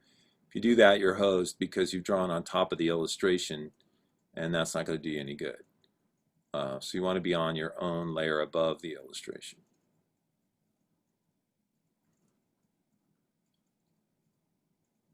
And so those of you that are faster at drawing, you're going to use the same process on all 8 of these drawings. Once again, we're not doing the very last drawing because it's the same as the first one.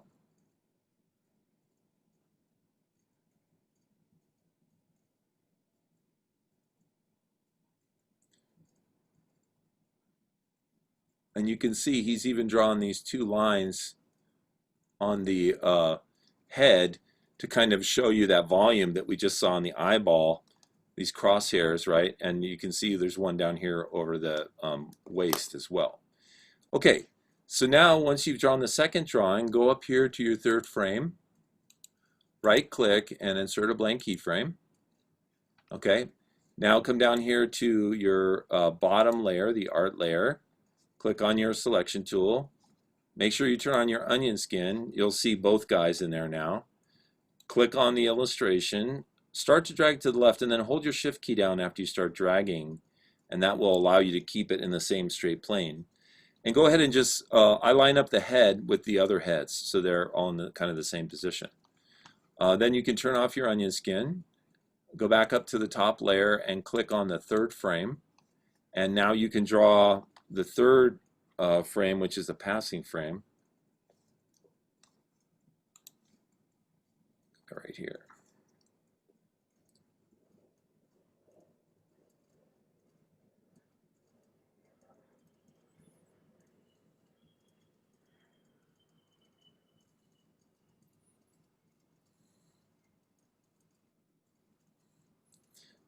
Now, if you look on the internet, you're going to find all kinds of references to walk cycles. And walk cycles have been created, sample walk cycles have been created for all kinds of things. Of course, 4-legged animals have walk cycles that are much more complex than those for humans, 2-legged animals. But you can find them. You can find like cats and jaguars and all kinds of walk cycles out there on the internet. So if for your project you're doing a creature that has 4 legs, you can look those up and you can see how you would animate that type of creature. Or if you've got a creature that's very different, like let's say it's a ghost and they're going to float along the ground, you might want to do something like have a sheet, the ghost kind of sheet hanging down, and almost like these feet, these sheet feet that are just kind of walking along just to, imitate the walk cycle. Or, certainly you can have them floating, but that's no type of walk cycle at all. Okay, so now we've got our 3rd drawing, and now we're going to go to our 4th one, which is the high point. So I'm going to make a blank keyframe on point 4, turn on my onion skin, go down here to the art layer, click on my selection tool, click on this, drag it to the left, trying to line up the heads, turn off my onion skin, go back up here and click on 4th frame, and now I'm doing the final drawing in the first half of the cycle. So this will be the final drawing for the right leg.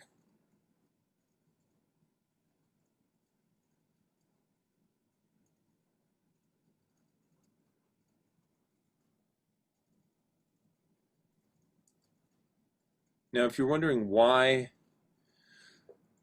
we're creating all these in the same frame instead of like spacing it out across the stage, the reason is because with this program, the way that you do a walk cycle is you actually animate your character walking in place. And then you take that sequence of frames of the character walking in place and you animate that across the screen. So it's like the person is just walking in place, and you take that whole sequence and you move them, that whole sequence across the stage while they're walking in place. It gives the illusion of them walking across the screen. How did you get the bottom one to stay for all the frames? I'm trying to do it and it just keeps moving it to the end of it. So what you have to do is go down to the art layer, find frame 8, and right click on it and do insert frame.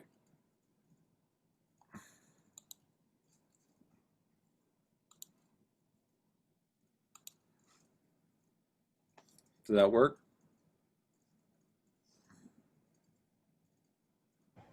All right, thank you. Okay.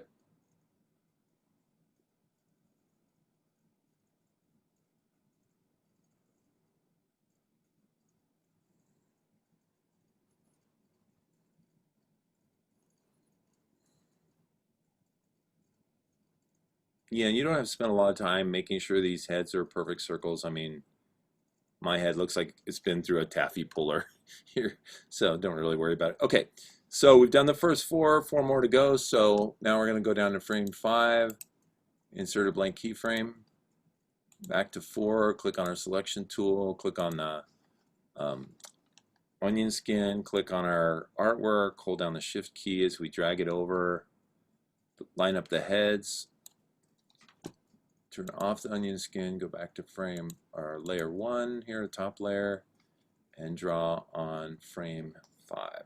So now we're back to the contact, but this time with the left.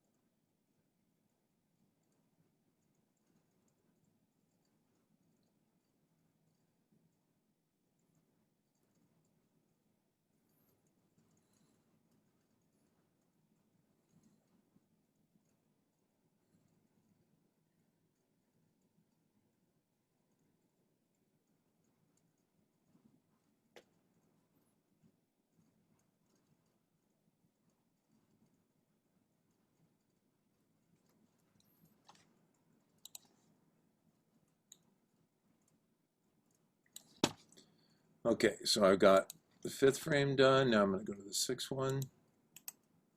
Sort of blank keyframe, onion skin, move this over, turn off onion skin, there, and all right. Okay, so now I'm on recoil for the second sequence.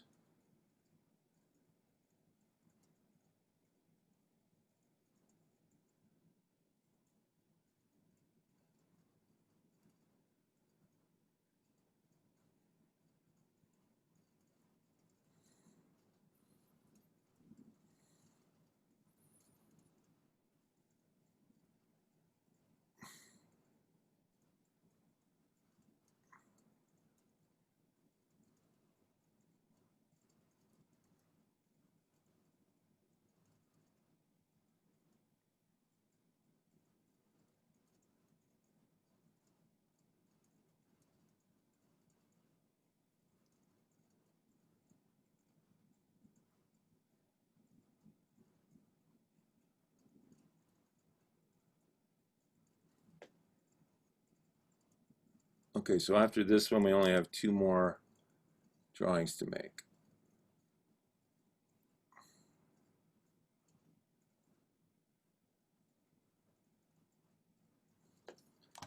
Okay, so that's my 6th one. So I go down to the 7th, sort of like keyframe, click on this.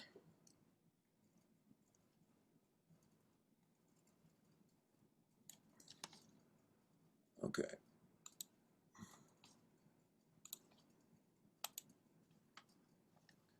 All right, so now we're down here at passing.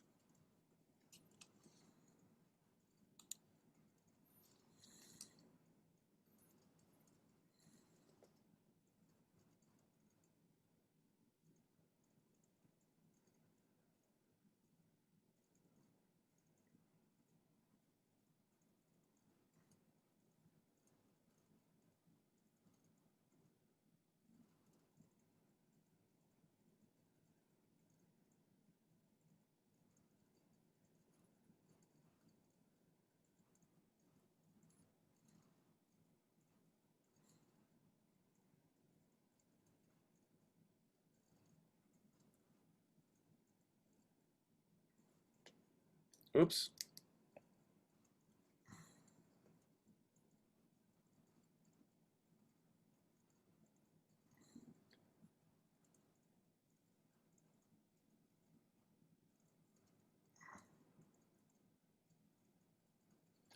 Okay, and now we're going to move on to our last drawing, frame 8 here. It's our blank keyframe. Okay, onion skin, selection tool, click on this. The art layer. Move this guy over, line up the heads. Turn off onion skin, click on the brush tool, go back to the first layer. It looks like I accidentally put some of my ink on the bottom layer here, but that's okay. I thought that I had accidentally done that, so I just redrew it on the top layer. So that won't be a problem because we are eventually going to turn off this bottom layer so we can see the animation that we drew.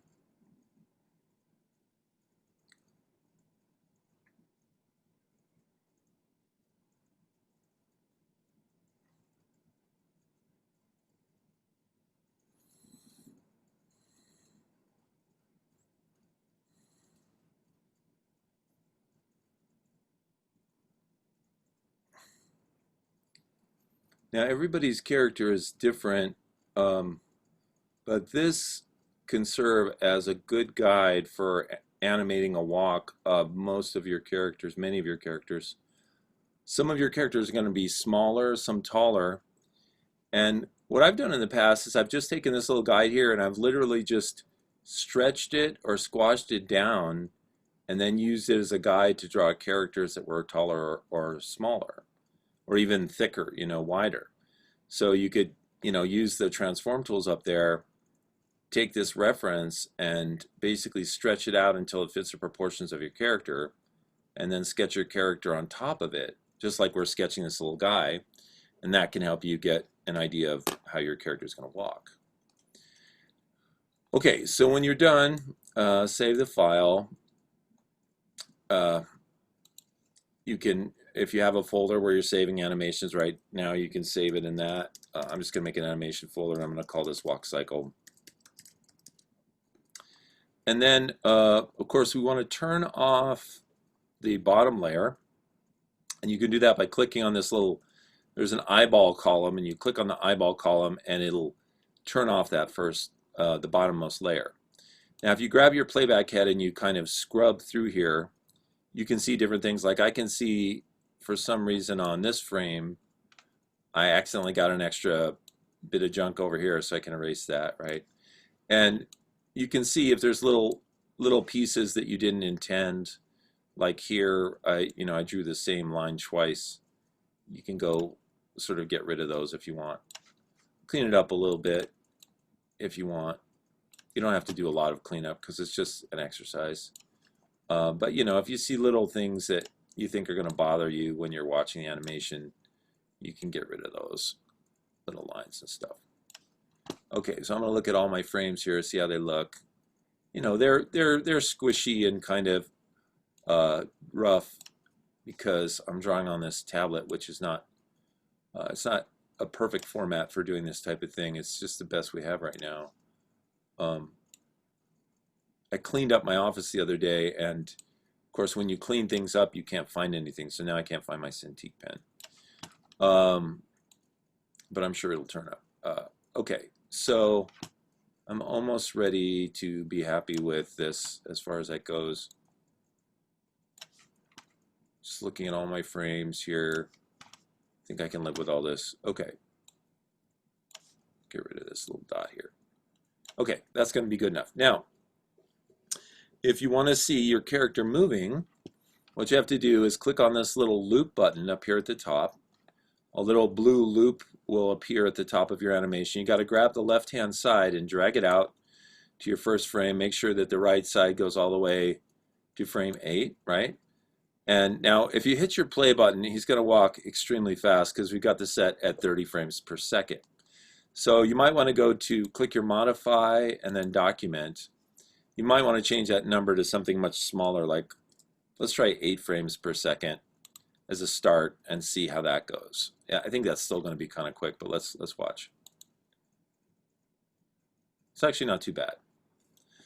So you see the little guy kind of, you know, doing his walk across the screen. And, you know, for those of you who are drawing, you know, have nice setups at home, you can get much cleaner versions of this. And those who are, you know, sort of roughing it, it's going to look a little sketchy, but you should get the approximation of a character walking, right?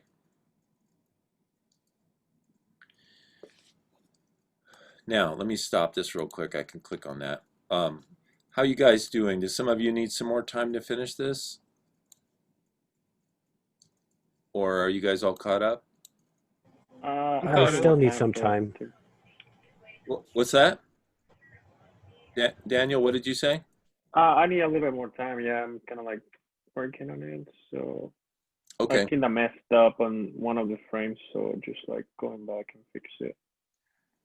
Okay, well, let me do this. I'm going to go ahead and show you guys how to move this guy across the screen.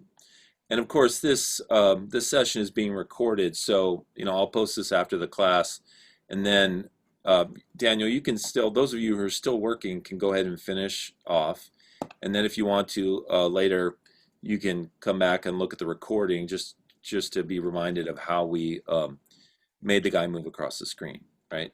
Yeah, that's fine. Okay, yeah, and Hugo's almost done with it too. So some of you guys are still working. So in Adobe Animate, we have these special kinds of symbols that we can create, which are called movie clips. And a movie clip symbol is a symbol that you put on the stage that when you open it up, it actually has its own timeline. So you can see that this animation here has a timeline, which is this thing at the top where all the frames are. But movie clips can be a single image that's on the stage that actually has its own embedded animation. So the way we're going to move this guy across the stage is we're actually going to copy the frames and put them into a movie clip. And that way we can take that movie clip, which will be a single image that'll have all those embedded animated frames in it, and we'll animate the movie clip across the stage. And then when we watch it as an animation, it's going to look as if the guy's walking across the stage, right? Okay, so let me show you how we do that. So first thing you do is you go up to this walking layer and you click on frame 1, and then you hold down your shift key and you click on frame 8. So you've got all 8 frames selected, right? Then, and this is going to seem kind of weird, so you know, make sure you save this before you do it. Do edit, and then just do cut. Oops, I'm sorry, that didn't work. Let me change it to right click. This is better. Right click on the set of frames that you highlighted and do cut frames. Okay, now the reason this is a little scary is because all the work you've just done disappears, right? Okay, now what's going to happen is we're going to create a new symbol, which is going to be a movie clip symbol that we're going to put this guy in, right? Now, a movie clip symbol can be anything at all. It can be just a box, it can be a square, it can be whatever you want, right? What we're going to do is we're going to click on our little box here, our box tool, and we're going to come down here and we're going to choose white as the selection mode here. Let's see, we're going to get rid of our fill here by our stroke by clicking on this black and clicking on the no symbol. So we've just got a white box here that we're making, and we're going to click on, let's see, we've got the white box. Sorry, my computer's thinking a little bit. Okay, white box, no stroke. We're going to go up here to layer 1, and we're going to click on the very first frame. And now we're going to click on our little box tool here. And over on the left-hand side, we're just going to drag out a box. Now, you probably won't be able to see that box until you click on your selection tool here and drag a marquee around it, because you've got a white background and you're drawing a white box. So go ahead and just drag the box out. It'll look invisible to you. Click on your selection tool and then click and drag a marquee around that area, and now you'll see the box, right? Now, go up to your Modify drop-down menu here and click Convert to Symbol. And for the symbol, you can just leave it named Symbol 1. Click on the drop-down menu and name it a movie clip. So we're making a movie clip symbol. Now hit OK. Now what's going to happen? Now you'll be able to see it because now there will be a thin blue line around it. So now you just made a white box and it's a movie clip symbol, right? Now what you want to do is double-click on that white box on the screen. When you double-click on it, it opens up a new timeline, which is actually the timeline of this movie clip symbol. Now what you want to do here is you want to right-click and you want to do paste frames, okay? So when you right-click and you paste the frames, what it's going to do is it's going to paste all 8 of the frames of the character. Now sometimes what happens, if you hold down your command key and you zoom out, it's going to take your character and it's going to move him over to the left here, which is not really where we want the character, right? Now I think we can fix that by going back in and moving the movie clip symbol inside of the other place that we were, which is the original movie, right? Because if you zoom out, and once again command minus, or you can go, there's a zoom tool, let's see, if you go view, you can zoom in or zoom out up here. I believe that if we go back to our main scene, so let me see if this will work. Right here, I'm going to click on this little arrow here to go back to our main scene, right? And you know, on your main scene, you see the character over here, and you see your movie clip here. You can click and drag a marquee over your movie clip, right? Which is this little guy here and the box. And you should be able to grab that and just drag the whole thing over. You can hold your shift key down. Drag that whole thing, the box and the guy, over to this area here where it's on the stage. Now you can hold your shift key down while you're doing that so that he comes up into the proper area here, which is where he's going to be walking, right? Now, so right now we've got this movie clip symbol, and if you drag the playback head over this, it's not going to show anything happen. But if you double click on the box, which is this thing over here, let's see, let me select this, double click on the guy. Okay, you might have to double click right on the guy himself on one of his lines. You can get into the movie clip symbol where he's moving. Okay, so there he is moving across the stage, right? And then to get back to the main scene, come down here and click on this little arrow to go back, right? All right, so what do we have now? So now, once again, if we watch this animation, we just see the guy in one place, not moving, right? So now what we have to do is we have to animate this symbol so that it moves across the stage. So let's say that we want this whole thing to take 4 seconds to move across the stage, right? So what we can do is, on this walking layer, come down to the 4 seconds, which is right about here, and right-click and insert a keyframe. Okay, And what it's going to do, it's going to insert a new version of this version of the guy walking, right? At approximately frame 32, right? Now, if at this frame you click on the guy and you start to drag him and you hold your shift key down while you drag him, and you drag him all the way over to the right side of the screen, right? So in frame 1, the little guy was on the left side of the screen. In frame 32, he's on the right side of the screen. So now what we've done is we've taken our movie clip symbol and we've moved it from one side of the screen to the other. Now the last part of this equation is to right click in the gray area between the two and do create classic tween. Now for your screens, all it's going to look like is we're taking the static version of the guy and moving him across the screen, but actually this is a movie clip symbol which contains all 8 animated frames. So what's actually moving is that cycle of him walking across the stage, right? Now there's one other thing we have to do before we preview this. We have to make it so that layers that are hidden are not published. Because otherwise when we watch this we'll see that background image of the reference art. So to do that, go under File and go under Publish Settings. And then in this very first screen that comes up, uncheck Include Hidden Layers. And then hit OK. Now what that means is when you preview this, it won't show that layer that is hidden, which is the bottom layer. Okay, now to preview your animation, do Control, Test Movie, and you can do Test Movie and Animate. And you should get the little guy walking across the screen. And it's a loop, it automatically loops. So once again, we took all 8 frames, we right-clicked on them and we said cut frames. We made a movie clip symbol, which is just a box that, white box that we converted into a symbol by modify convert to symbol, made sure it was a movie clip. We clicked on that box to open it up, and then right-clicked on the first frame and did paste frames.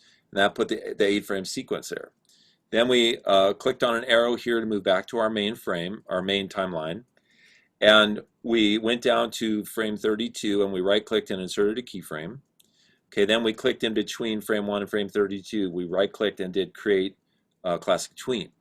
And that moved the box, across the thing. And by the way, when we were on frame 32, we clicked on our box and our guy, and we moved it over to the right-hand side of the screen. That positioned him on the left-hand side in frame 1, on the right-hand side in frame 32, and then by right-clicking and doing the classic tween, it moved that box across the screen. And as the box moves, all 8 of the clips move too, the frames, the sequence, which is him walking, right? Okay, any of you guys have some luck with that? Yep. Okay, cool. Now, I know that some of you are not quite finished. Maybe some of you were still drawing while I was doing this, like Daniel was talking about working on that.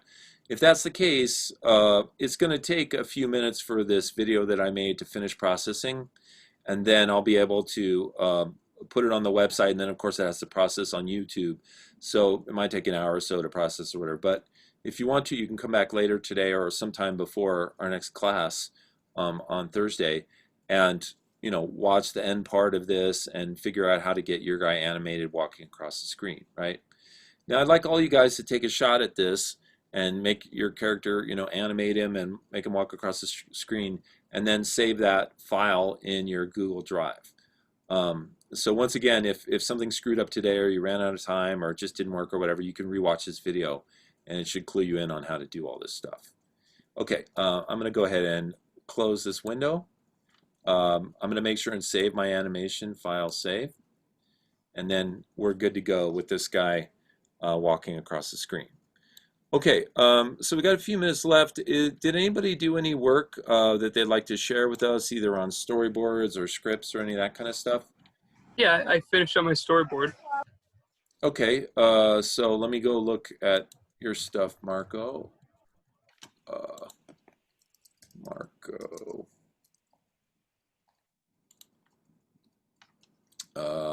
Here we go. Invitation to collaborate. Open. Okay, let's see. So is it all these different JPEGs one after the other? Is that what we do? Yeah. Okay, so here are the storyboards for your story, which is called Nerve. Do you want to go ahead and talk us through it, and I'll change the slides? Sure. So for the opening, it's just going to be like these still images, sort of showing how she got there. Like, she's gonna go into the woods. She's passing this little point of no return sign. She's like, whatever. Sees something magical at first, like, oh my god, and sees a little mushroom character. That's a reference. And then things start to go downhill. I guess I'm going to the next slide. Yeah, and now she's got to get past this little lava way to take a selfie at this tree. That's her sort of like sort of prepping herself, I guess. Next slide. All right, she's ready to go through, and then she's just going through a little pathway, stumbles a bit, catches herself. All right, last slide.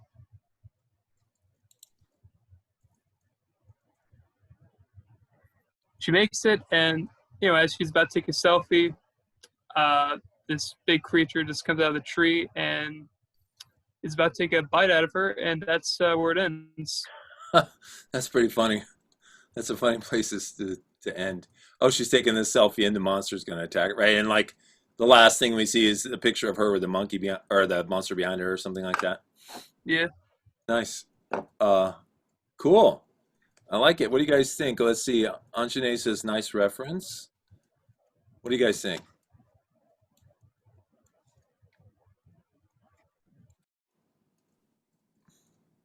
Let's see, Diane. I think the storyboard's really good. Okay, was that you, John, that said that?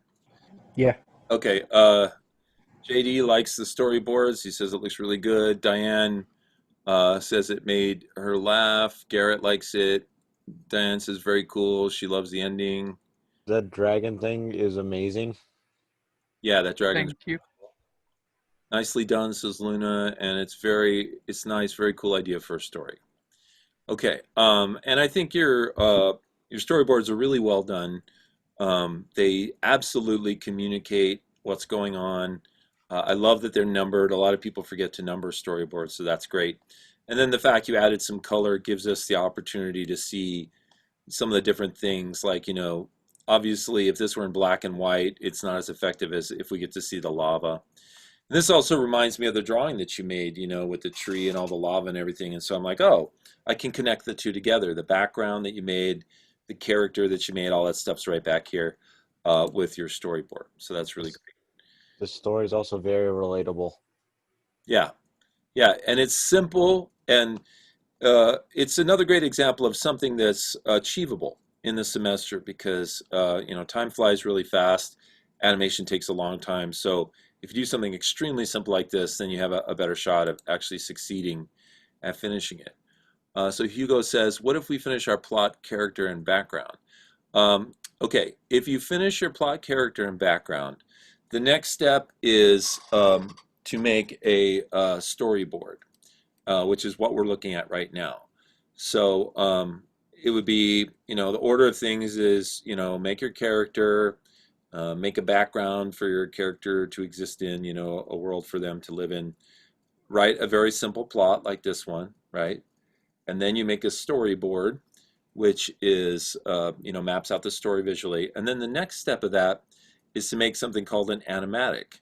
And that would be the next step for Marco, which is to actually go in something like Photoshop and cut out each one of these little pictures here and turn them into like JPEGs or PNGs, and then bring them into Adobe Animate and literally animate one picture after the next so we can see sort of a map of how the story is going to be animated.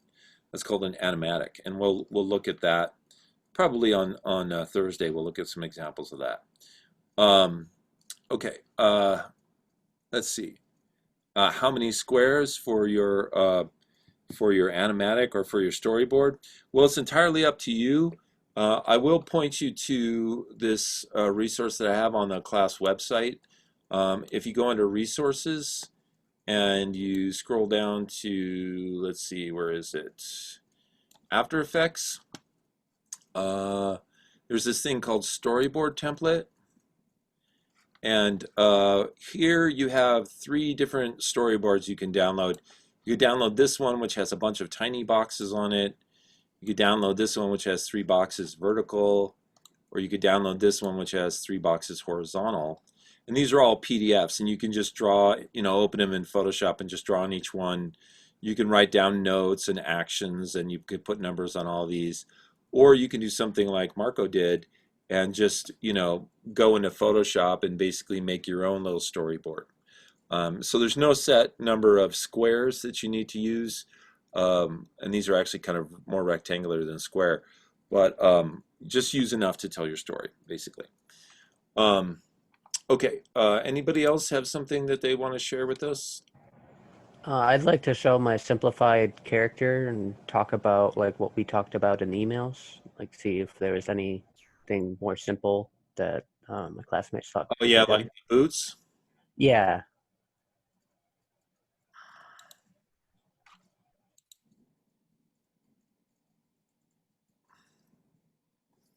Okay, so if you guys recall, this is JD's character, kind of a little ninja guy, and I recommended to him, I said, can you simplify the areas like this that have a bunch of lines, and maybe you can simplify his headdress there.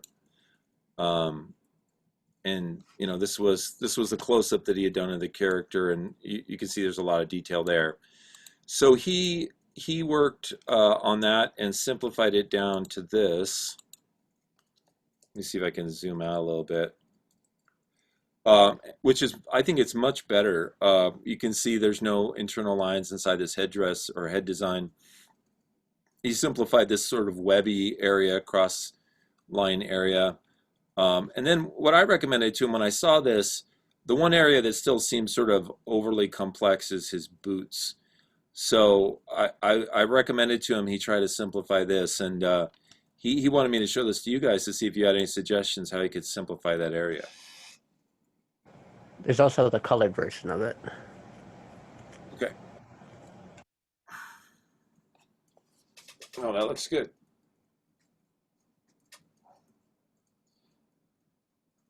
I think the boots are fine, honestly. It should be able to be animated, right? Yeah, I mean, you can animate it. I guess I was just looking for some, I don't know, a way to draw them that could be a little more simple.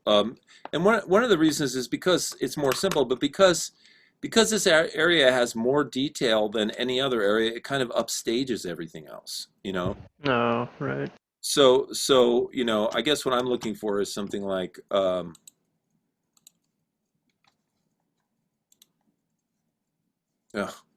got my clipboard here. It's this stupid tiny little thing. Okay, let me see if I can draw on this. Okay, I can draw with these giant brush strokes on this stupid tiny little thing. Okay, so anyway, if you got a boot here, maybe there's a very simple way to draw it. Using just simple lines. Maybe your buckles are just fatter wedges or something like that. That makes it so that it's a little more simple to draw and less upstaging of the main thing. So let's see. Let me make a bigger page here. 11 and 8.5, and then okay. Now I got an actual page that I can draw on, so that's going to be much nicer. Okay, so here's the boot, right? Okay, and then obviously we can have the top of the boot kind of comes up like this, but maybe there's a way. Maybe it's just simplifying the lines.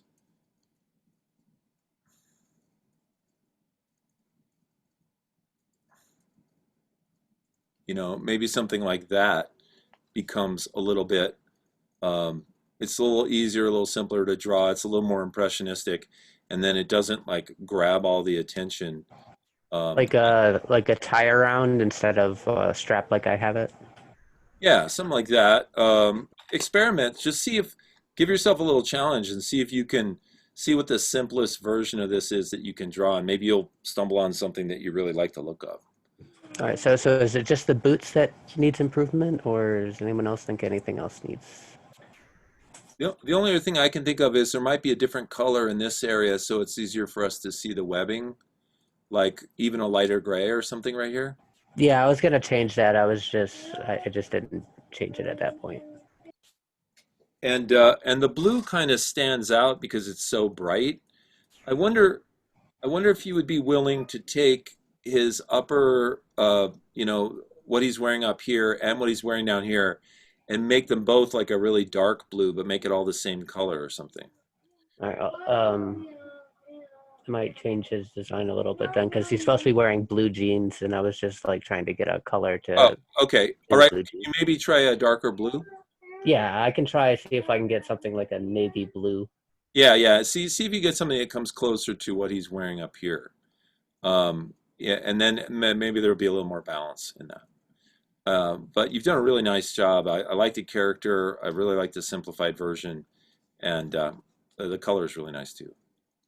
And All Luna right, said, so I'll fix the colors and then see what I can do about the boots. okay, and then let's see.